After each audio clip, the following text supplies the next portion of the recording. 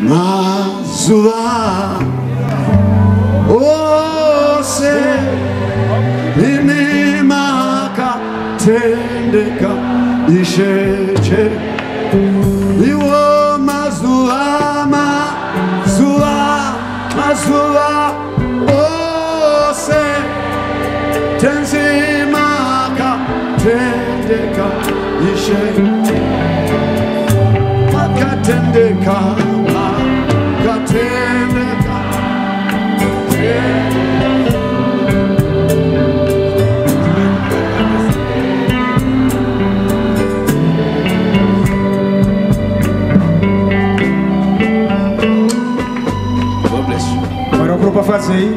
Maybe sit it.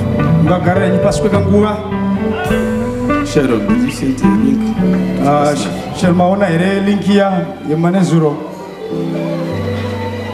I'd like to greet you all in the name of Jesus Christ. And I'm very happy to be among you this afternoon. My first time. I've been invited many times by Pastor Joseph, but I could not make it. But this time, God has allowed me to be with you.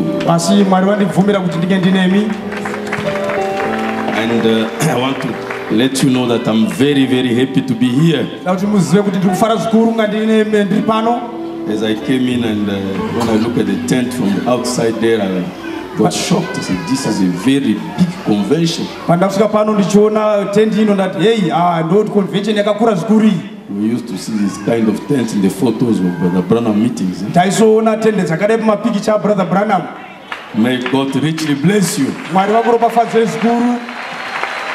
And may great bless richly Pastor Joseph Chikosi,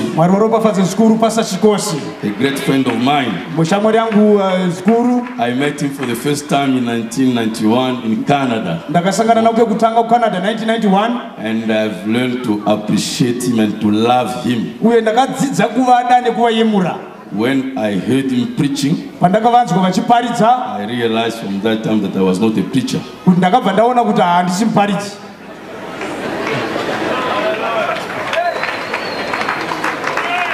And I enjoy him so much when he preaches. Amen. And I feel very unworthy to stand here. It is great to sitting there and listening to me. I wish I could be sitting and listening to them. I'm not saying it just by saying it. I'm not saying it because they are there. But I mean it from the ground of my heart.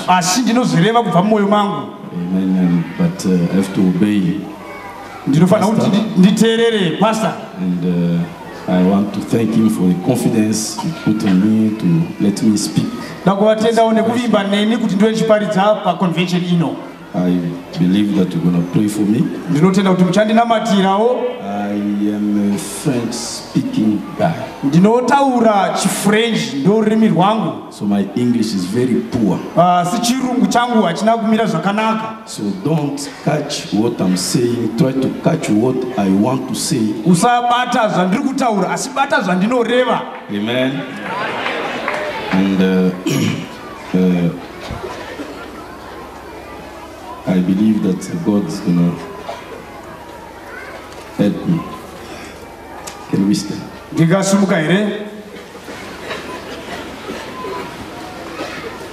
Yes. Brother Branham, there is a brother whom I met. Don't believe what he's just told you. That when he heard me preach, he said he was no preacher. That's not true. There is a brother who met me and he said, Brother Joseph, I believe everything that Brother Branham said. But there is one thing that I don't believe. No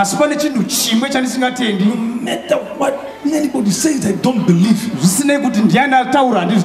He said, you are an unbeliever then. Let me tell you what it is. He says, I don't believe it. When Brother Branham says, I'm not a preacher, you are going to judge. God has given us portions. I have seen God use this man. You can open your heart tonight. You will receive a blessing.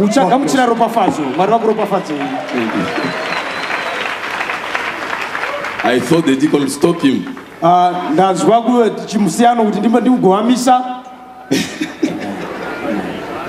Amen. Let's open our Bible in Psalm chapter 23.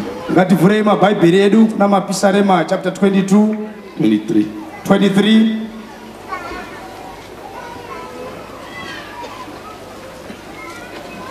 Let's pray. Rien d'impur n'entrera dans le royaume de Jésus. Seul l'amour parfait entrera dans le royaume de Jésus. Rien d'impur n'entrera dans le royaume de Jésus. Seul l'amour parfait entrera dans le royaume de Jésus. Amour, amour, amour, amour, amour, amour divin, amour, amour. Amour, agapao, amour, amour, amour, amour, amour, amour divin, amour, amour, amour, agapao. Oui, j'appellerai chaque frère, mon bien-aimé en Jésus. Oui, j'appellerai chaque sœur, ma bien-aimée en Jésus. Oui, j'appellerai chaque frère, mon bien-aimé en Jésus. Oui, j'appellerai chaque sœur, ma bien-aimée en Jésus. Amour, amour, amour, amour, amour, amour divin. Amour, amour, amour, agapao. Oui, j'accorde à mon bien-aimé un vrai pardon en Jésus. Oui, j'accorde à ma bien-aimée un vrai pardon en Jésus. Oui, j'accorde à mon bien-aimé un vrai pardon en Jésus. Oui, j'appelle un vrai pardon en Jésus. Amour, amour, amour, amour, amour, amour divin. Amour, amour, amour, agapao. Lord Jesus, this is the cry of our heart, Lord. We know that nothing unclean will get in the kingdom of Jesus. Only the perfect love of God. Only divine love. Whatever we can do, no matter how much we can preach, how many miracles we can produce, without divine love, without you, Lord, we are nothing. Please, Lord, come down. Anoint us, Lord. Anoint our souls, our hearts. Impart to us your divine presence, so that we can experience it now. You are not the Lord of yesterday. You are not the God of tomorrow. You told Moses, I am. Present tense. Every time we are in the past, we are outside of you. When we go into the future, we are outside of you. The only way we penetrate in your presence, it's in the present tense. You are the I am that I am. That's why you say your presence. You don't say your past. You don't say the future of God. You say the presence. Now. Do something now. We don't expect it 5 minutes. No, Lord. Now. This moment. We want to live into your presence. Come down, Lord. We know one thing, you pay the price so that we can have access to your presence. We come boldly, Lord, into this presence. We believe that you are here. Thank you, Jesus. Put me aside, paralyze my senses, and bless this audience. Bless our pastor, Joseph Chikos. Oh, Lord, we are out of words, Lord. We don't know even how to express when we look to this multitude. You have used him, Lord, so powerful. Bless him, Lord. Bless his ministry. Bless his family. Bless everything he touched. As his name is Joseph, let him prosper in everything. Everything he touches, let it prosper, Lord. Thank you, Jesus. We believe that you talk to us, you speak to us. Bless the reading of the word, the listening and the preaching, as we ask this in Jesus Christ's name. Amen. Let's read Psalm 23. Psalm 23. The Lord is my shepherd. Jehovah ndiye mfudzi wangu. I shall not want. Hapana chandinoshaiwa. He maketh me to lie down in green pastures. Unondivatisa pasi pamafuro manyoro. He leadeth me beside the still waters. Unondisesedza pamvura inozorodza. He restoreth my soul. Unoponesa mweya wangu. He leadeth me in the paths of righteousness unondifambisa panzira dzokururama for his name's sake. Nokuda kwezita rake. Yeah, though I walk through the valley of the shadow of death, zvirokwazvo kunyangwe ndichifamba mumupata womumvuri worufu, I will fear no evil, handingazotyi zvakaipa, for thou art with me. Nokuti imi muneni. Thy rod and thy staff, they comfort me. Tsvimbo yenyu nemudonzo wenyu zvinondinyaradza. I'll finish with ndichapedzisa Marko chapter 5, Marko chapter 5 verse 41. Verse 41. And he took the damsel by the hand and said unto her, Talita Kumi, which is being interpreted, damsel, I say unto thee, arise. Akabata ruoko rwomwana akati kwaari, Tarita kumi, ndokuti kana zvichishandurwa, musikana ndinoti kwauri, muka. You may be seated. May God bless his word. Mwari varopafadze shoko ravo. My subject maridzo yangu during this convention, it will be on soul science. Convention iyo ndekuti I'll speak on soul science. Soul, the soul. Soul science, the science of the soul. The science of the soul. You go to medical science, you go to mechanical science. Now we are talking on the soul science. No, I want you to interpret it properly. Soul science. Science yezvemoyo. Yes. Amen. Amen. Usually when I give that subject, people got shocked. He's bringing us now to university or to school. What is this now? Do you know that the prophet, when he was talking to Brother Dow, you know the story? When Brother Dow came and met Brother Branham, and he said, Brother Branham, do you think that I'll make it for the rapture? And then the prophet said, no, Brother Dow, you know, I can't tell, but you know, it's like when you go to the doctor, what does he do? He said he goes, he takes his stethoscope. Amen. He puts it on your heart. he got a book uvatora bhuku rake beside him and he checking the book. achitarisa bhuku rake imomo. So when you look in the book paanotarisa bhuku rake imomo and you check your heart, achitarisa mwoyo wako, your heartbeat. mwoyo wako unonga uchirova. Amen. Amen. And he takes some urine samples. Otora mvura yako kubva mauri neropa. And then he check. Otarisa. And according to the result, so he'll come and open of the chief scientist.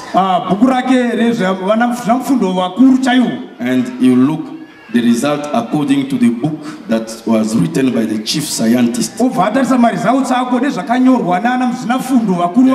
say no, if everything is okay. He'll say now, Mr. Dow, you are perfectly well. Mr. Dow, right. Why is it able to tell you that you are perfectly well? Because of the book he had. According to the book. Say, me too. I'll give you a test, a checkup. And the only instrument for your heart is the word of God. So I'll use that instrument to check your heartbeat.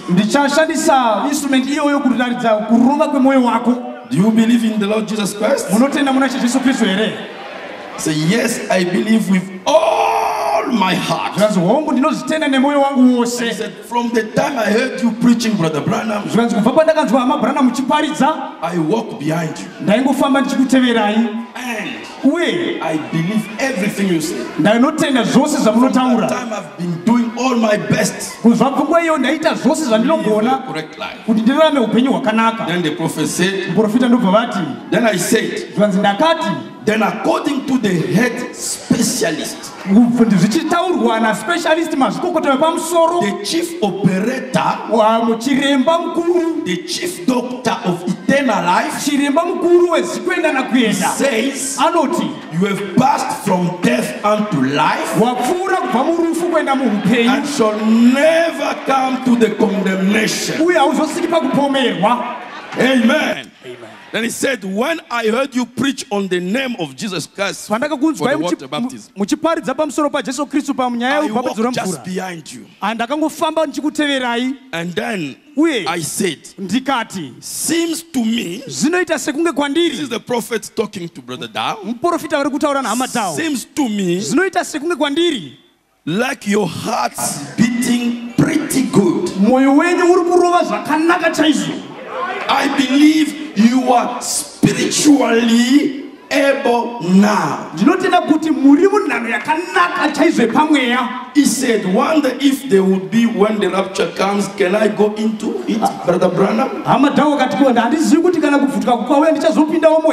I said, it's not to me to say who goes in or who does not. He said, well, I'd like to be living. I want to see the rapture so bad.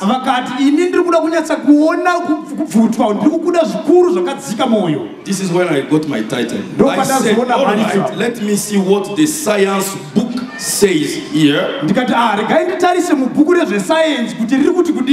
And the soul science here. So the Bible is the book, the science, soul science book. Can you say amen? Can you say amen? Don't be afraid of the word science. Science means only knowledge. Science means knowledge. We are not talking about worldly knowledge. We are talking on divine knowledge. Spiritual knowledge. But there is a reason why God allows Brother Branham to use the word science. Because we are in the age of science. Science. And can you see what man is able to achieve with his science? Can you say amen? So what if the people in the world can achieve what they are doing with the small knowledge they got? What can we be able to do? Can you say amen? Can you say amen? Hallelujah. Do you love him? Do you appreciate him? So our subject is on soul science. And my title tonight will be Restoring the Dos. Do you know the DOS? Many people who went to school, they know about the DOS. Disk operating system. That the software or the program that made Bill Gates, DOS. DOS. That the program that made Bill Gates very rich. If it can make him very rich, so if we discover the real DOS, we will be richer than him. I mean spiritually and naturally. Can you say amen? The prophet said, all the natural achievements has happened in earth to be forerunners of spiritual achievements. Can you say amen? If you see a computer in natural, there is a spiritual computer. Can you say amen? If you see a natural astronaut, there is a spiritual astronaut. And you are spiritual astronaut. Can you say amen? I am happy tonight to speak to spiritual astronauts. You are not natural astronauts. Can you say amen? The natural astronauts, they are looking to go to the moon, but we are going to heaven, into the supernatural dimension. Can you say amen? Can you say amen? Can you say amen?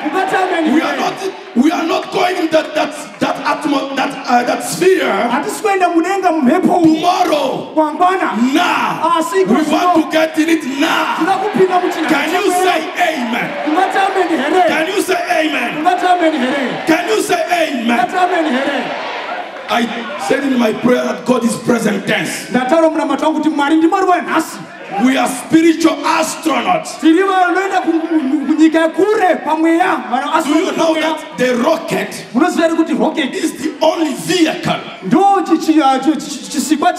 that is operated by a live fuel? Live fuel. Live fuel. I told you you'll suffer, my English poor. Live fuel. The other vehicles, our cars, planes, the fuel they use comes from rotten things. Oil is a rotten thing. Can you say amen? But the rocket work on nuclear, atomic, fire. And the prophet said, faith is an atomic bomb. Can you say amen? Can you say amen? Can you say amen? And faith is a substance. Is a substance Oh my. Let me let it up. That was not my subject. But faith is a living power. It's not a dormant power. It's alive. Faith, it's active. Faith activated you. Faith must put you into action. If you don't act upon what you believe, that's not faith. Can you say amen? Can you say amen? And do you know what? The rocket is the only vehicle where the driver is driven. Amen. The driver doesn't have a steering wheel. All the vehicles, you got drivers. But the astronaut, there is no steering wheel. He stays like this. And he's controlled from a station, a control center. Can you say amen? Can you say amen? That's why I believe that you are spiritual astronaut. Because you have believed that full ministry, that full message. And in the third pool, the prophet said, we can't be two on the scene at the same time. One must decrease, the other must increase. Can you say amen? Can you say amen? When you are in the rocket, you don't drive yourself. You say, not my will, thy will be done. You are driven. Can you say amen?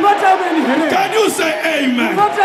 This is the third full ministry. The time of me is finished. This is a rocket. In the rocket, there is no me. There is only Christ. Can you say amen? The most important person, Christ in your heart. We call it the kingdom of God, not the kingdom of Joseph Lubanza. Kingdom of God.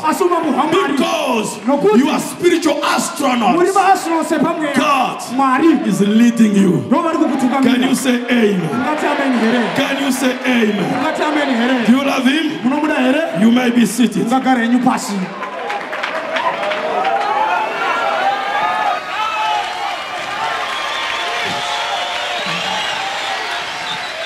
Amen, amen, amen, amen, amen.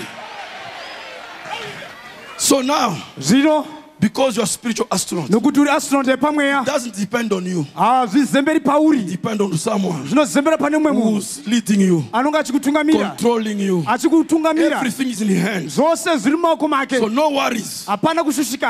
Don't worry. Whatever comes your way, someone is controlling you. Hallelujah. Amen. Praise be to God.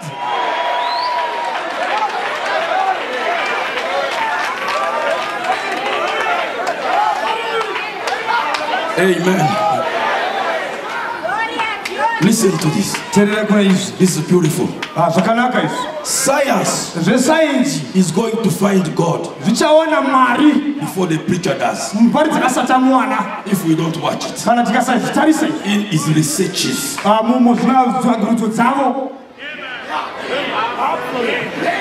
Science. They don't stop in the researches. Today we got cell phones. 20 years ago, there was no cell phone. 25, I don't know. 25, these people come up with this thing. When they started, the cell phone was big like this. Like a gun. But today, it's becoming more and more invisible. They don't stop They work hard. They go into laboratories. They work. They try. And they come up with something. Give to people. And they don't stop. They want to improve it again. Version 1, version 2, version what? Version. They don't stop. And now they are cloning nature now. They can clone things. So they are penetrating God's domain. What the prophet said that science will discover God before the preacher. If we don't watch, we must be careful. We should not let that to scientists. Then he said, listen, our science has taken man further with his 5 senses than the preacher has done with his soul. Are you with me? Our science has taken man further with his 5 senses than we have with his soul. We've got untapped resources. And he said in another place, science has taken man further with 5 senses than ministers has taken him with his soul. His spirit, which is super, over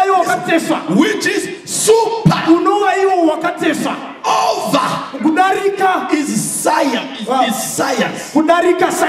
So the soul is super. So when we catch the science of the soul, when we understand, amen, the soul, we can achieve more than what the science is achieving. That's why I want to speak on restoring the dose.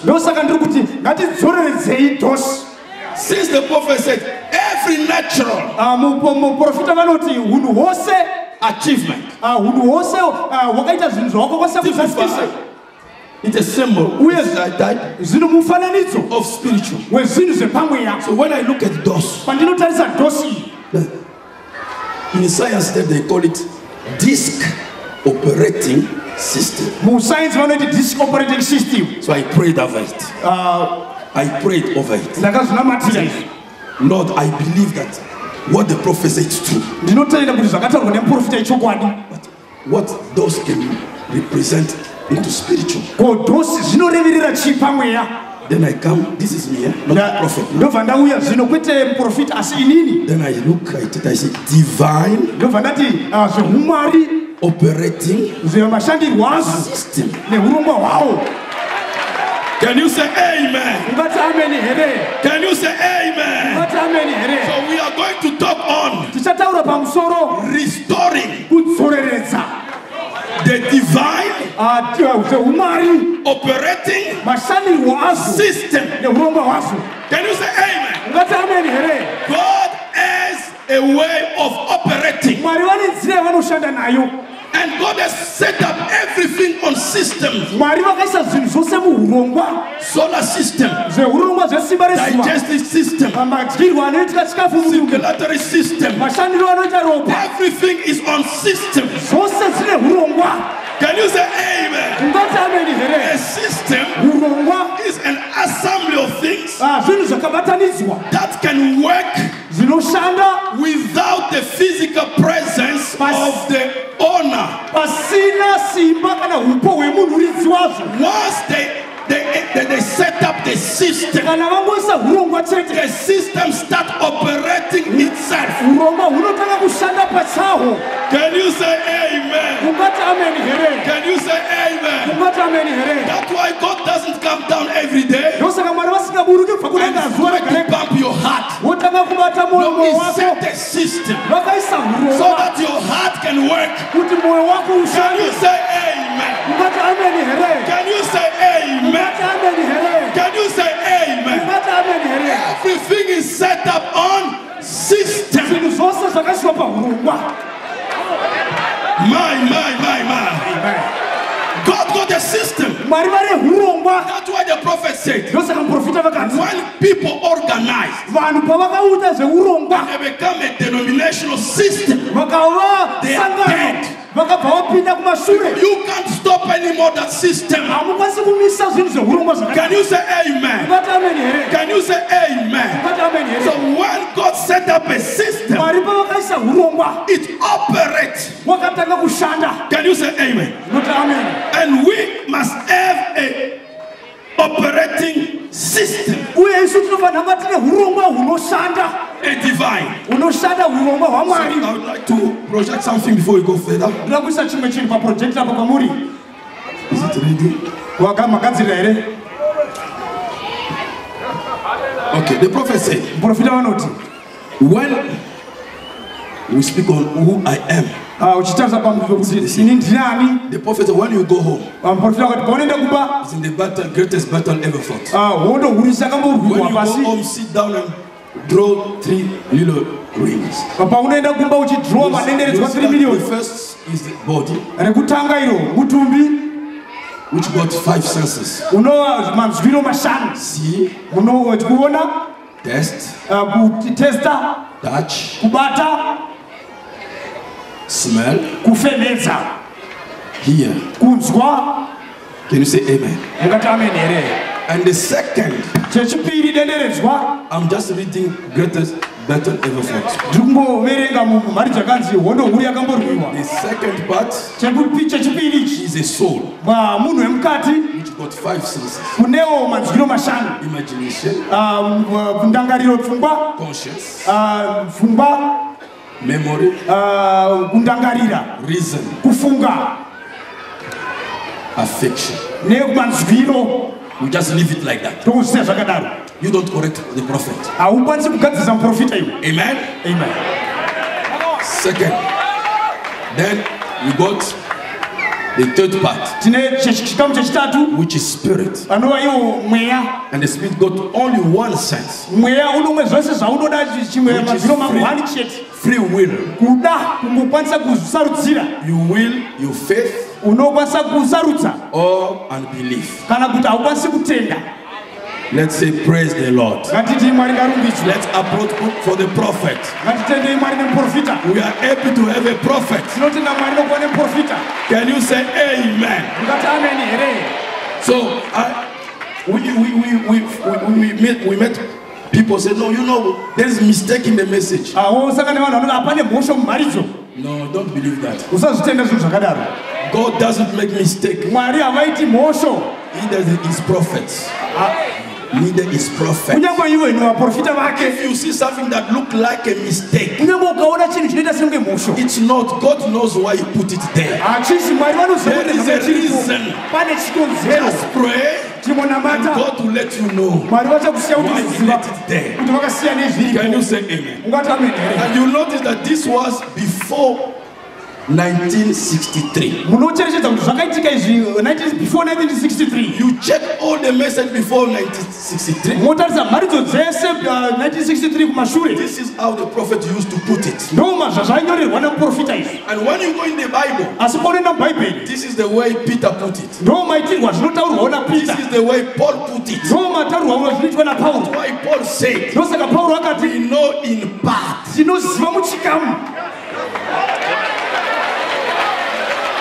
Check your Bible. Peter said, the spirits that were in prison.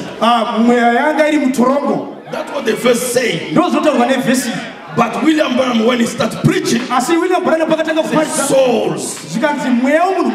Can you say amen? You don't correct the prophet. So when we look at this, when God came to Brother Branham, he gave him a commission.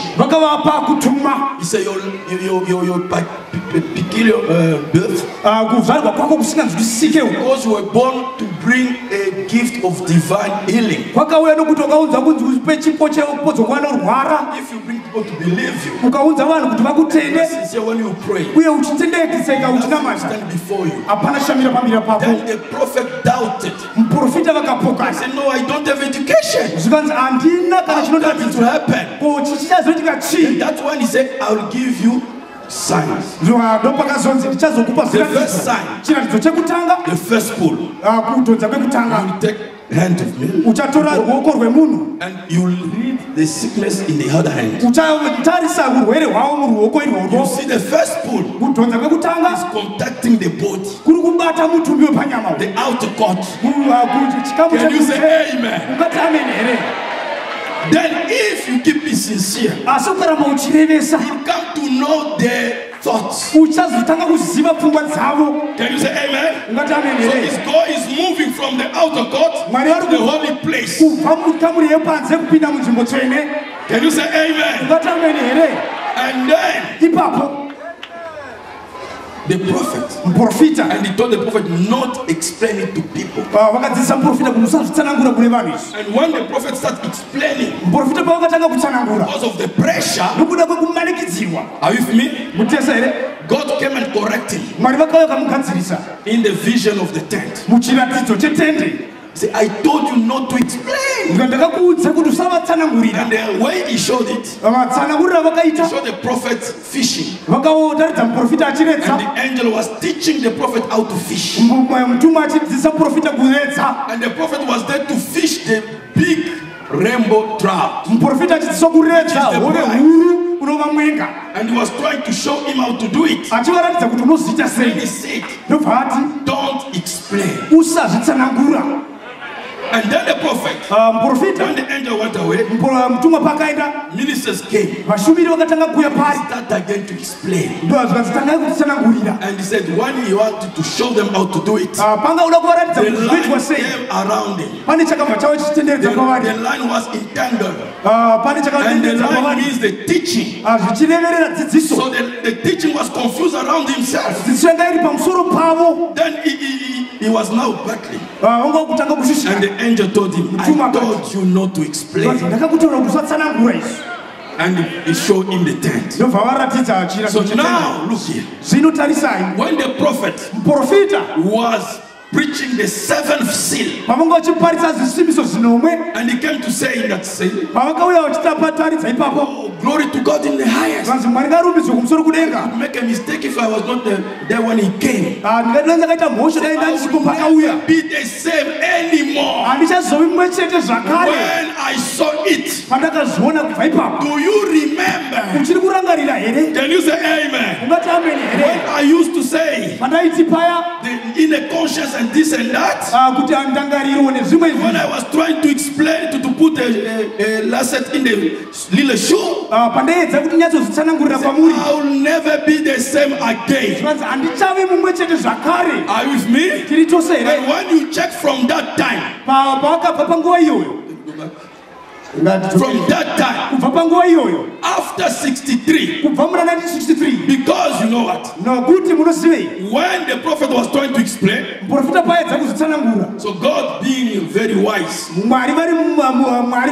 knew that the Pentecostal was not believing the message. They wanted just to know the secret. And that's when God entangled the line. So I could tell the people that you got body, soul, and spirit. And the Pentecostal, this is what they believe till now. And when you believe like this, it means that the third part which is the Spirit. When you receive the Holy Ghost, you receive it in the Spirit.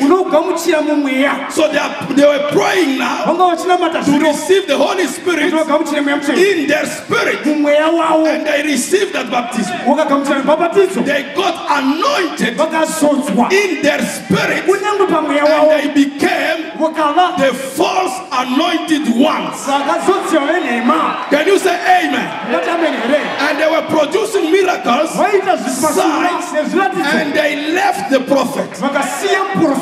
When they left the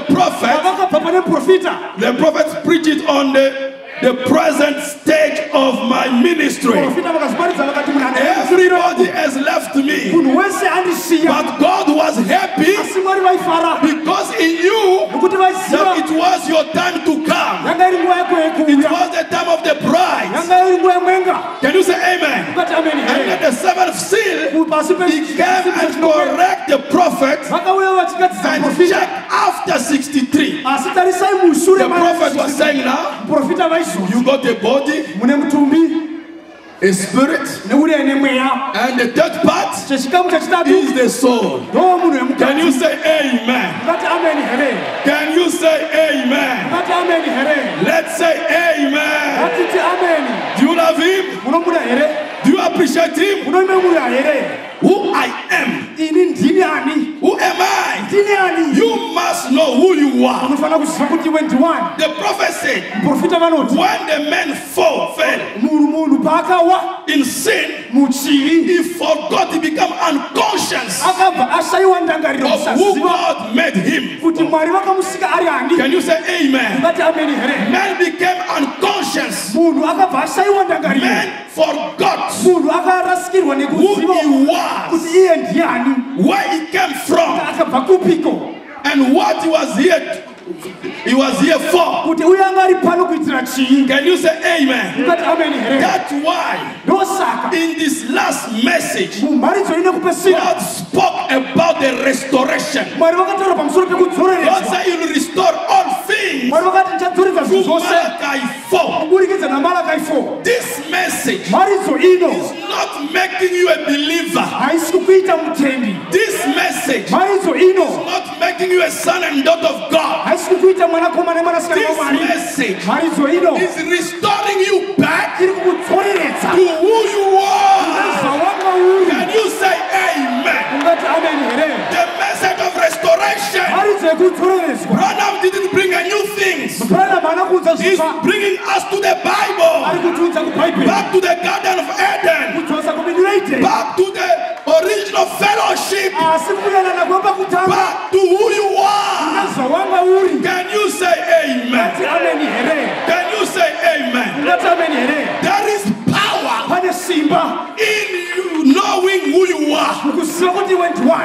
When you know who you are, can you say amen? You get power. You must know who you are.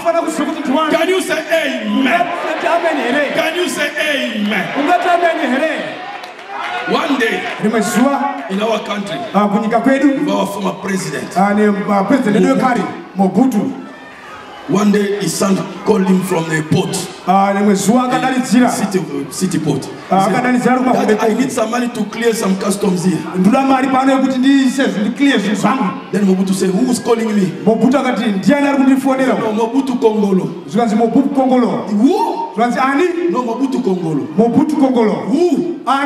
Mobutu Kongolo. That name doesn't tell you anything. And he put down the phone. And the son catch the message. He realized that he was a Mobutu. So he just go in an office. He saw a manager. I am Kongolo Mobutu. What do you want? I want money. How much? 50,000. I will give you 100,000. He goes in another office. Mobutu Kongolo. And people were shaking because he realized who he was. And you are not the son of Mobutu. You are not the son of every president. You are the son and daughters of the heavenly king. Can you say amen? Does it tell you something? Who you are? Can you say amen? What can stand before you when you know that you are a son, a daughter of the heavenly King? Nothing will stand before you. I don't know your problem. I don't know your disease. I don't know your situation. But whatever it is, you've got power on it now. You are going out of this place now without your problem. You leave them here. Your problem, your disease, your circumstances, your sins. Can you say amen? I feel like jumping. Amen. Can you say amen? Can you say amen? Can you say amen? Just knowing who you are gives you power. Gives you power. Gives you power. The little eagle didn't become an eagle when it was born. It was an eagle before it was born. It was an eagle before it got into egg. It was an eagle. Can you say amen? Can you say amen? Even when it was in the barnyard, it was still an eagle. Even if you feel weak, you are divine. You are God. You are God. You are not human beings. No way. You are God in a human being. Can you say amen? Can you say amen? Whatever problem you have,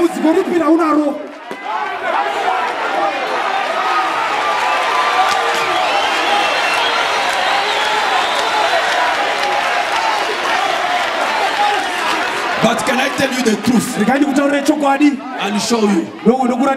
In reality, you have never had a problem.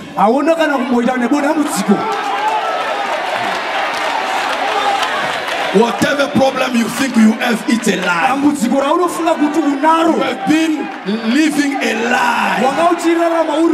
Because the truth is the word of God. There is no problems in the word of God. Can you say amen? Can you say amen? You don't have problem. Oh, my problem. Your problem. It's not yours. Don't associate any negative thing to yourself, to who you are. Oh, my disease, my problem. No.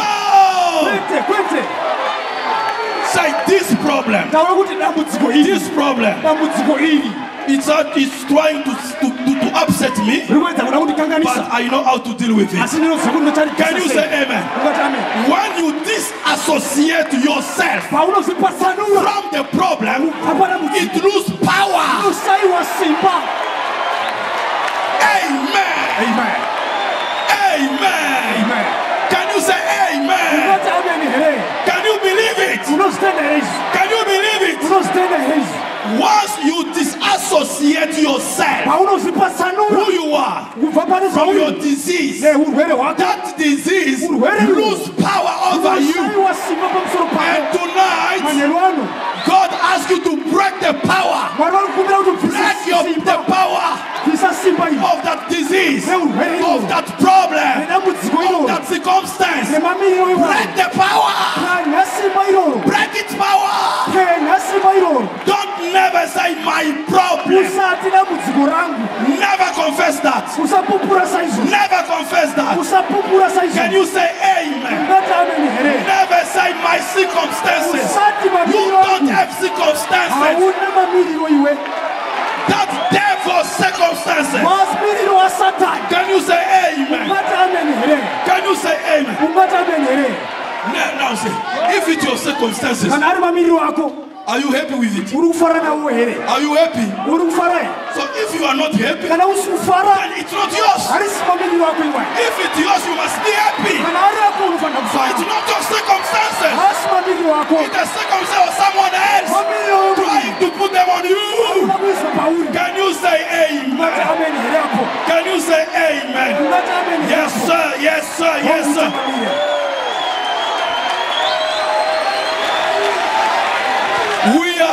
We are penetrating a sphere where people will realize these things, and then they will just speak a word and the thing will happen. Let me tell you that God, that scripture is fulfilled right now. We are now there. Let us speak. Let us speak and break the powers of the circumstances.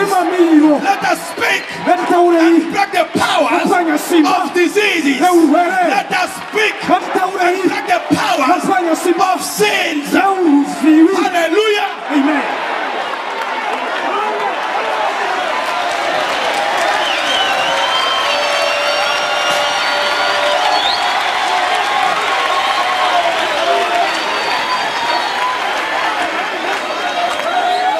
And the prophet said, this is my eyes. This is my eyes. This is my nose. This is my hands. This is my finger. This is my body. Who am I? To who this belongs? So the body is not me. The body is not me. Because I can't say this suit is not me. Because I say my suit. I say my car. Can you say amen? Are you your car? Are you your shirt? Are you your shoes? So how can you believe that you are your body?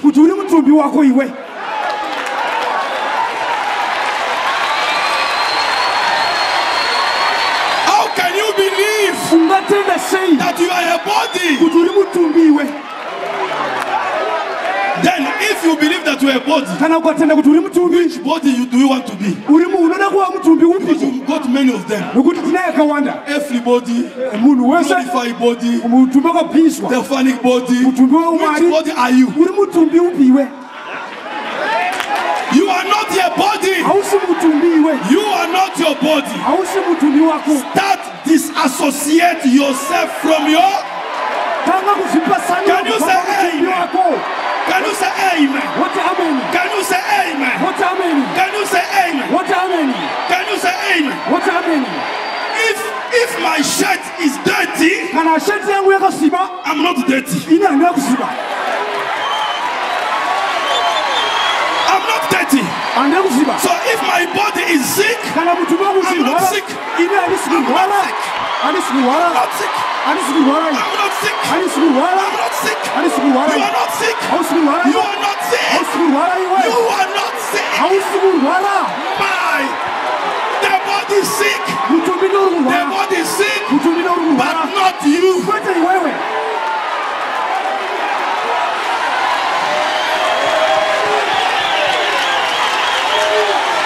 Can you say amen? Can you say amen? Can you say amen? That's what Jesus said. You will know the truth. You will know the truth. And the truth will set you free. You are free. This night, you are free. Free from your body. Free from your problems. Free from your weaknesses. Can you say amen? Can you say amen? You are free. Hallelujah. Amen. When you believe that you are not your body, you will break the power of whatever is in the body. Can you say amen? You want to break the power? Just believe that you are not the body. You are not the body. Can you say amen? This body It's a lie. That's why the prophet said it's a negative. It's a lie. It's a lie. Because in the truth, there is no bald head. There is no gray head. The true brother Wesco got a lot of hair and is younger. He's not 85 or 84, I don't know. Or 74. Sorry, I don't know. He is, I think, 22. 22. That's the real Wesco. This one is a lie. Can you say amen? Can you say amen? Can you say amen? Hallelujah. Amen. Hallelujah. Hallelujah. So sister, don't be worried. Start having wrinkles. It's your body having wrinkles. It's not you. Can you say amen? Can you say amen? There is nothing. There is nothing in trying to lose your weight. It's a good idea to be healthy. But don't let your weight affect you. Because you are not your weight. Can you say amen? Can you say amen? You must break the power of complex. I am short. I am short. And then some sisters, they are short. They want to look for long shoes, long heels. No, sister, you are not short. Your body is short, but you are not short. Disassociate yourself. Can you say amen? Can you say amen? Hallelujah, hallelujah, hallelujah, hallelujah. If you understand that, you will be a happy man every day. You will be in the joy of the Lord every day. Whatever happens in the body will never affect you. And you will understand that the body has to obey you. But if you are your body,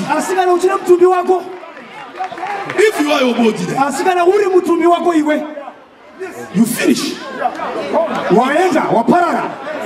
But at least, if you are not your body, you can do something about your body.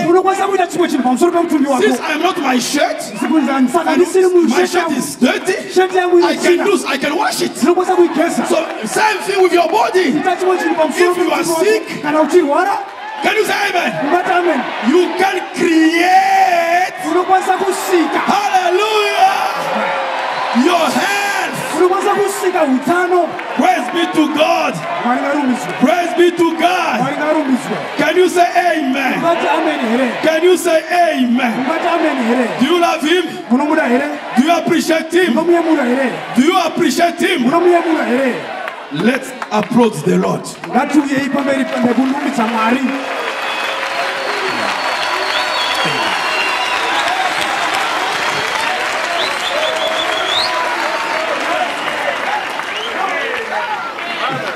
Do you think that we need a prayer line tonight? Do you need a prayer line?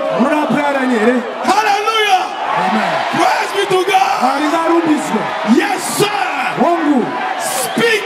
I am not my body. I'm not my body. This belongs to me.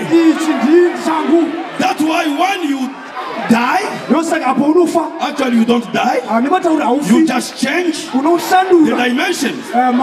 You take this coat, you lay it back, and you get another one, and you get another one, and continue your journey. Can you say amen? Can you say amen? Don't be concerned about this body. It's here for a purpose. This is like a mask. This is a mask. And this mask was given to us for a purpose. One day, rimwe zuva before we came on earth, tisati tauya pano panyika, God wanted us Mwari vaida kuti isu with him navo to play a drama. kuti tiite mutambo. A drama. Mutambo. And you know what is a drama? Unoziva kuti mutambo chii? It's an act.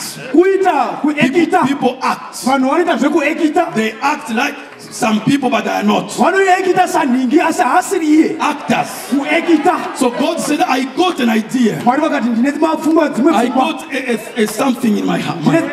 Dzimwe pfungwa. I want to play a drama with you. Ndoda kuita drama nemi. So our drama, Kubva padrama redu. the title of our drama, Musoro we call wedrama it the plane of redemption. rinonzi iro urongwa hwerudzikinuro.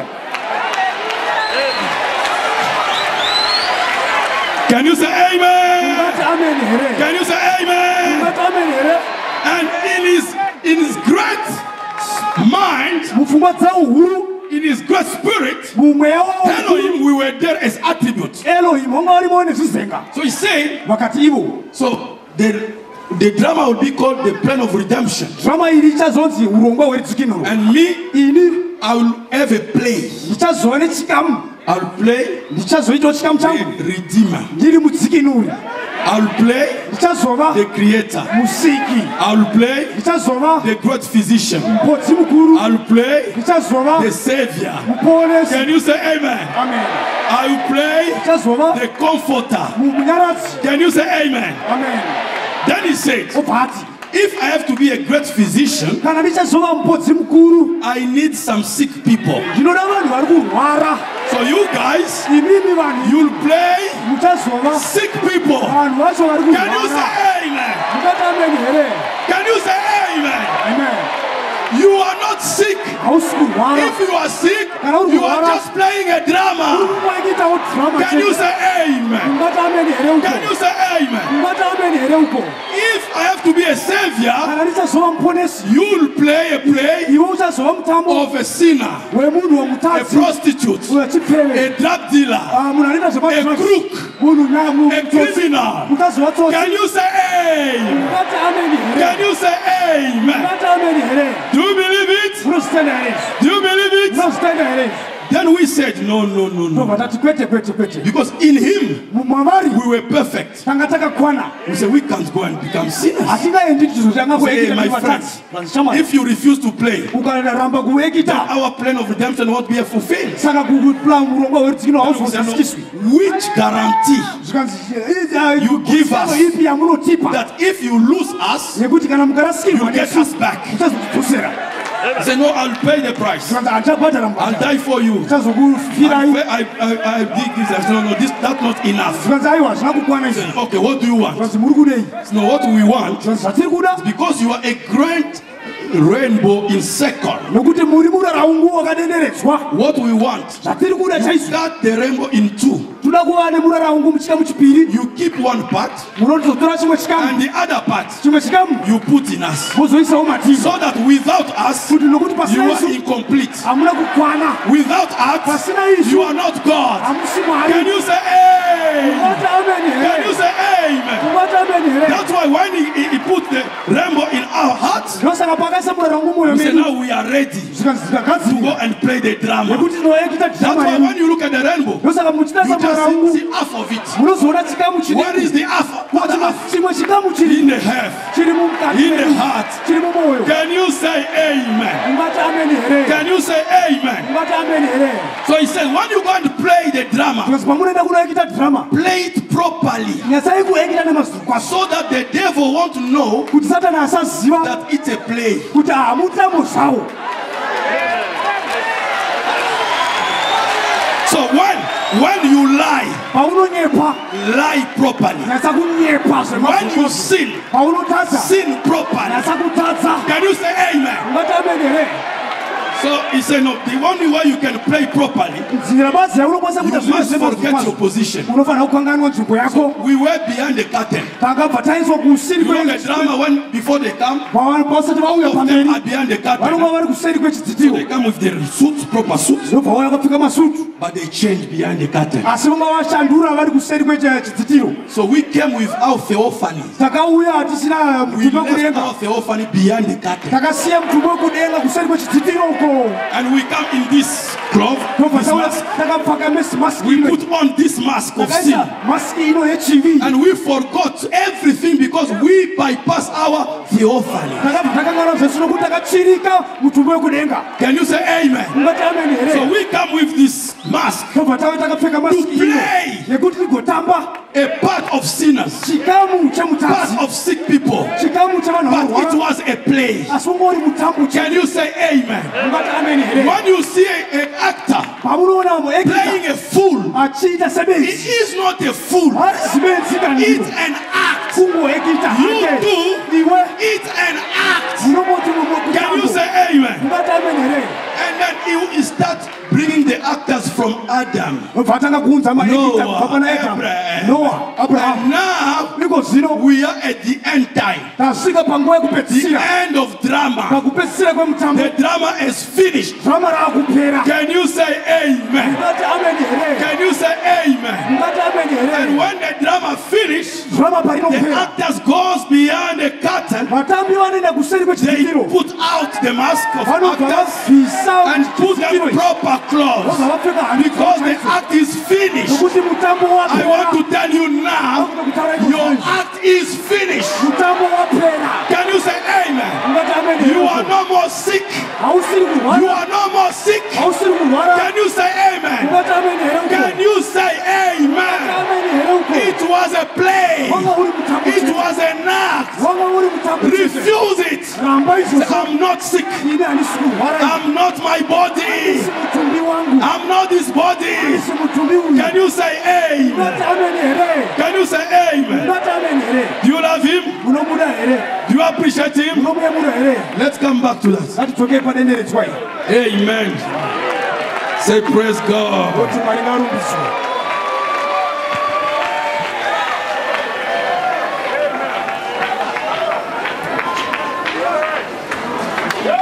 Amen. Amen. Amen. Amen. Amen. Amen. Do you love him? Unomuda here. Do you appreciate him? Unomuyemura here.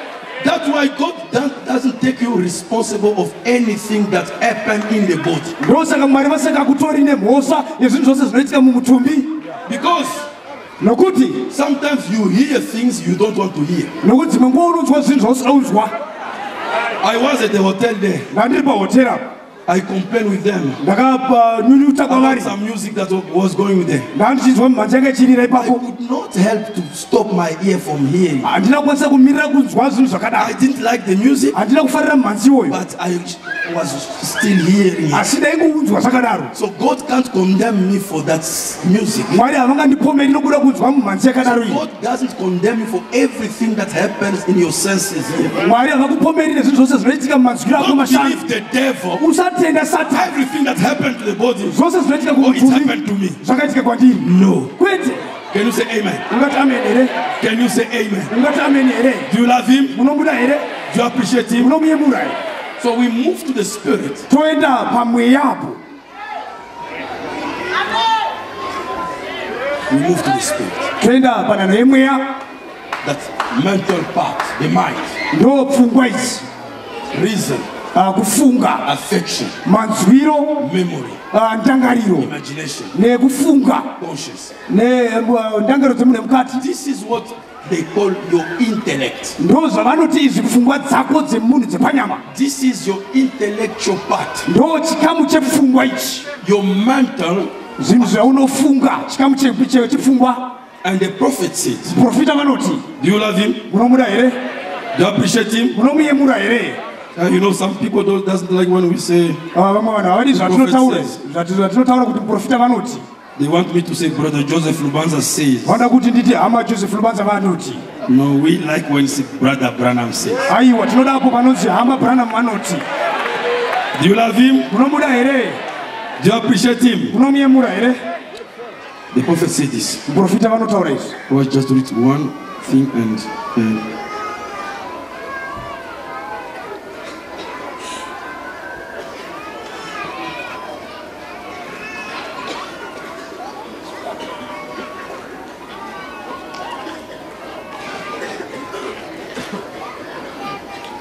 he said this. Now, there is two elements. Just for a few moments. There is two elements that make up the human being. And one of them is your mind. No, just bring back. You can read it after. I want just to. Okay, let's follow that.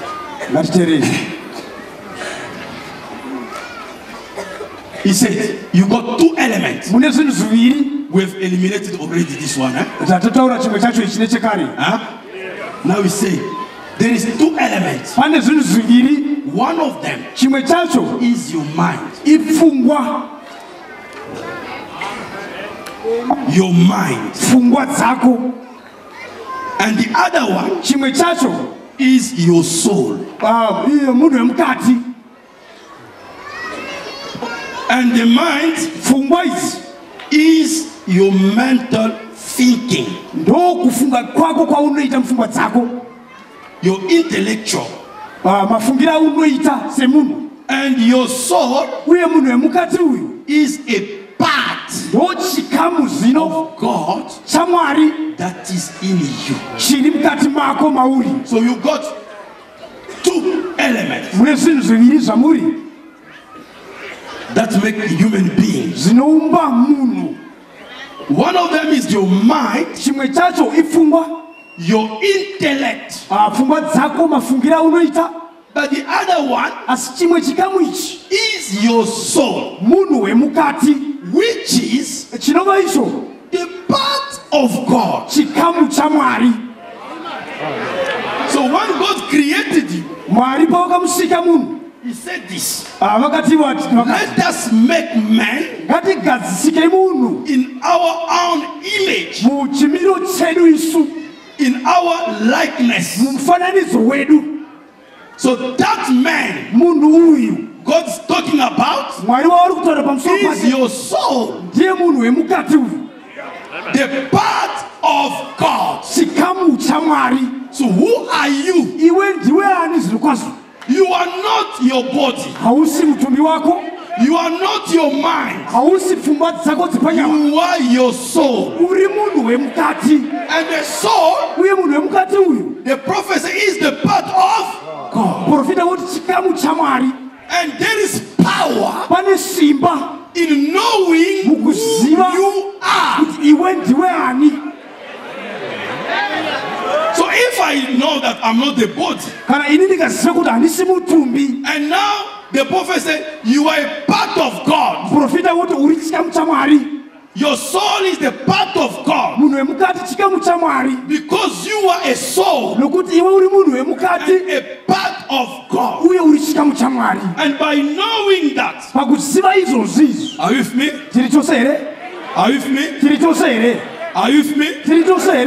When you know that you are a soul, and the soul is a part of God, do you know what is God? Who's God? God is the Almighty. God is omnipotent. God is omniscient. Nothing can stop God. Nothing can hinder God. Are you with me? Nothing can stand in the way of God. So if my soul is a part of God, which means that God is in me through my soul, I am God. So when I am God, God got everything. Everything belongs to God. Everything belongs to God. And my God created everything from nothing.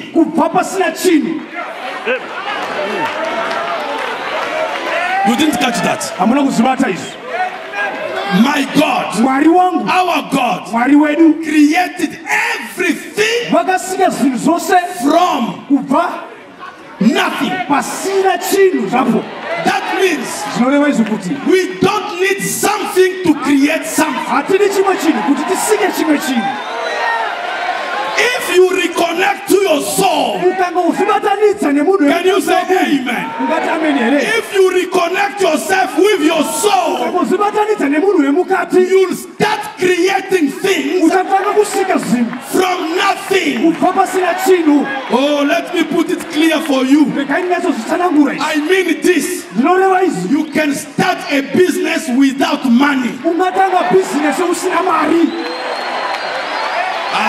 That one you catch. Hallelujah.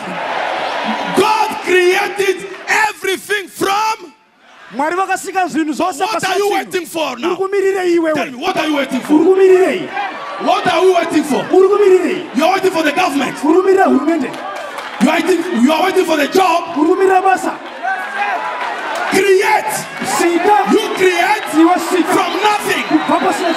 Can you say amen? Can you say amen? Do you believe it? Do you love him? Do you want to create? Do you want to create? You are a creator. Like it or not, you are a creator. And you don't know it. You create every day. Every day, you are creating it. Everything that happens, you are the creator of it. If you see situations you don't like, you have created it. Now, the only thing to do, change your way of creation. Can you say amen? Can you say amen? I don't know what you need. If you need health, you can create it. Can you say amen? Do you need money? You can create it. Can you say amen? God created everything from nothing. Can you say amen? Can you say amen? We don't have to wait for someone to give us some money. Forget it. You are a creator. You can create whatever you want. Nothing is impossible. Nothing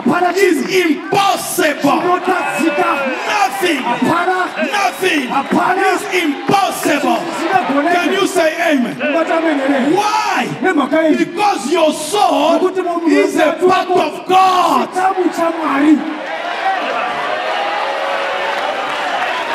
Can you say amen? Can you say amen? Can you say amen? You know what? Your soul. Listen, let me read again before I continue. Listen. And your soul is a part of God that is in you. Now, amen. When you are born in this world as a child, you grow into be a living soul. At the age of choice, you hear the gospel somewhere, and some friends you tells you to receive Christ. You will say, well, I am too young now. I'll wait a little longer. Now that is where you make your first mistake. Right there. For you grieve this person inside. Listen, God is not going to judge you by this person inside. This man up here, it means the mind, your spirit. God is not going to judge you by this man up here, your intellect. He's going He's going to judge you by your soul. Many people have faith by their intellect. Others have faith by their soul. Now the intellect up here say will reason with the word of God. It's not reasonable. While I'm speaking now, I know that you believe what I'm saying, because you could not be rejoicing as you are rejoicing. But many of those rejoicing is intellectual rejoicing. So we want to move beyond that. Can you say amen? Can you say amen? We want to move beyond the intellect. So some believe by their faith. I want to show you the difference and I'll stop there. Listen, now the intellect up here will reason. It's not reasonable. But the soul doesn't reason at all. The soul doesn't reason at all. What does it say? The soul, it says that settles it. It's the truth that settles it. The soul believes it.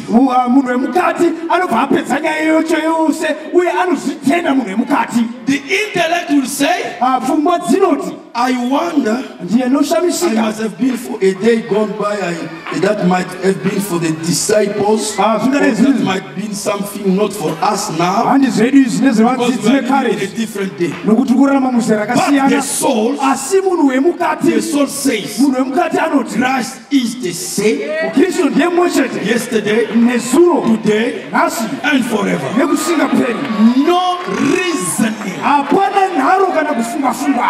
Reasoning is a mental process that is happening in you now. When you are listening to music, what does it mean? Brother Branham said also in another place, when things are happening like that in your head, that reasoning.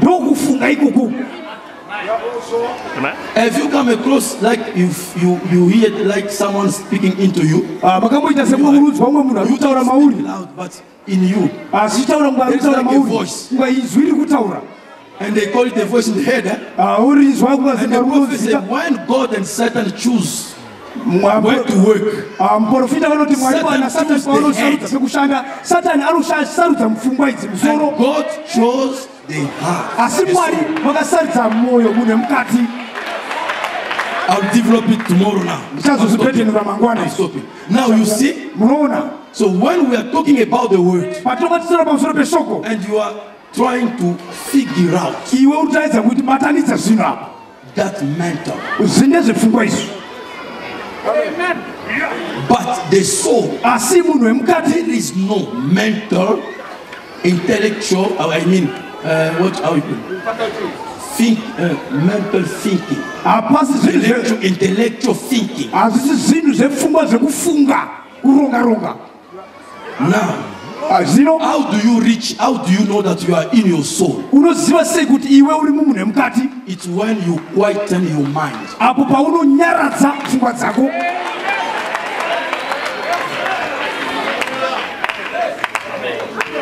You come at a place,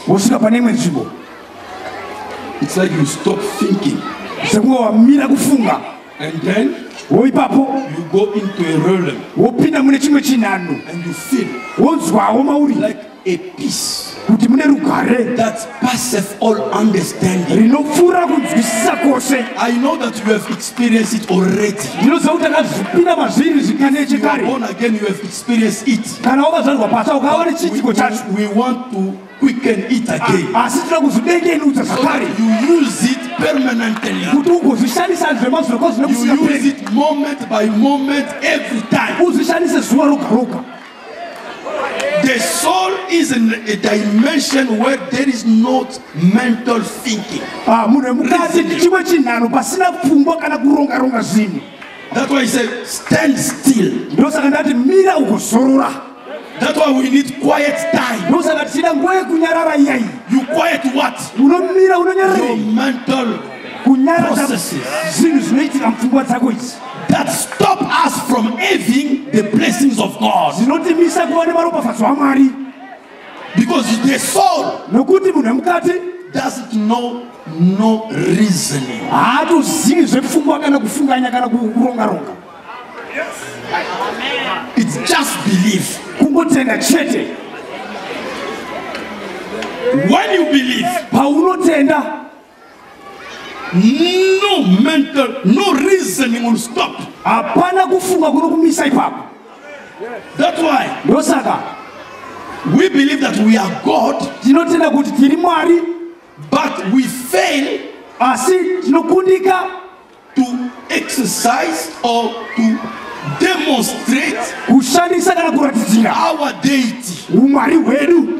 It's not that we are not believers, Hani zvekuti hatisi vatendi, but we got something, asi tine chimwe our chinhu, own mind, chimwe chinhu mupfungwa dzedu idzi blocking us. chiri kutimisa kutsikidza. And we'll see how to unblock it tomorrow. May God bless you. Mwari wakuropafadza tichazvipetenurwa mangwana.